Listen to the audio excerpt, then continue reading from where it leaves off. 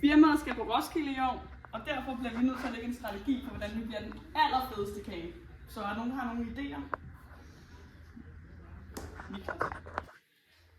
Hvad med, at vi affaldssorterer og pantsorterer alle vores øller? Så vi får egenkapital for vores pantpenge. Ja! Jeg synes det bare, vi skal fest helt vildt. Skal vi ikke det? Eller? Jo!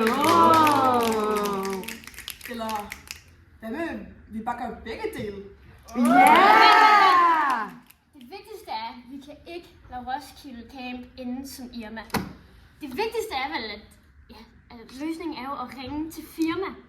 Ja! Hvis Ikke vil ende som Irma, så ring til vores firma.